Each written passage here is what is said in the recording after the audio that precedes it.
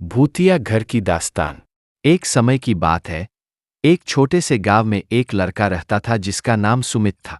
सुमित के दो सबसे अच्छे दोस्त थे, अमित और गौरव।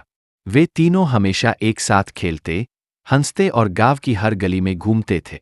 एक दिन गांव में एक अफवाह फैल गई कि गांव के किनारे पर स्थित पुराना बड़ा घर, जो कई सालों से खाली पड़ा था, भूतिया है। लोग कहते थे कि रात के समय उस घर से अजीबोगरीब आवाजें आती है, और कुछ ने तो वहां पर अजीब आकृतियां भी देखी थी। सुमित, अमित तीनों निडर और गौरव को इस किस्से में बहुत रुचि हुई।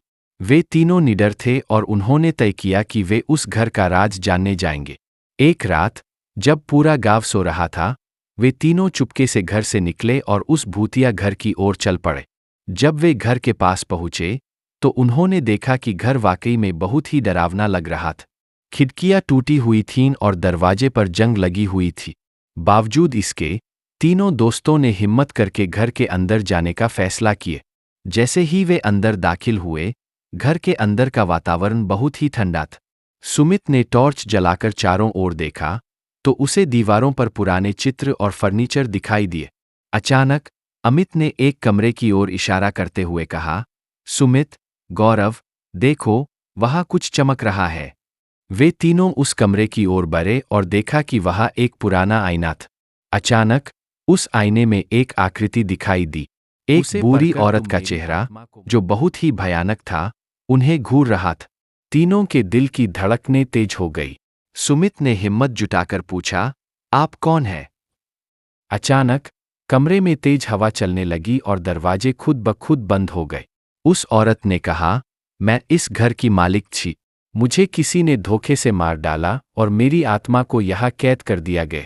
अब मैं यहाँ से निकलना चाहती हूँ, लेकिन मुझे किसी की मदद चाहिए। सुमित, अमित और गौरव ने एक दूसरे की ओर देखा और फिर सुमित ने कहा, हम आपकी कैसे मदद कर सकते हैं? औरत ने कहा, तुम्हें इस घर के तहखाने में जाना होगा। वहाँ एक पुरानी किताब है जिसमें मेरे मुक्त होने का मंत्र लिखा है। उसे पढ़कर तुम मेरी आत्मा को मुक्त कर सकते हो। तीनों दोस्तों ने हिम्मत जुटाई और तहखाने की ओर बढ़े। वहां पहुंचने पर उन्होंने देखा कि तहखाना और भी डरावना था, लेकिन उन्होंने हार नहीं मानी। उन्हें आखिरकार वह किताब मिल गई और उन्होंने मंत्र पाया। जैसे ही मंत्र पूरा हुआ, एक तेज रोशनी फैल गई और उस बूढ़ी औरत की आत्मा शांत होकर स्वर्ग की ओर चली गई। तो दोस्तों, कैसी लगी आपको हमारी कहानी? अच्छी लगी हो तो लाल कलर के बटन को जोर से दबाकर जाना और लाइक शेयर करना ना भूले। फिर मिलेंगे अगली वीडियो में, तब तक के लिए बाय बाय।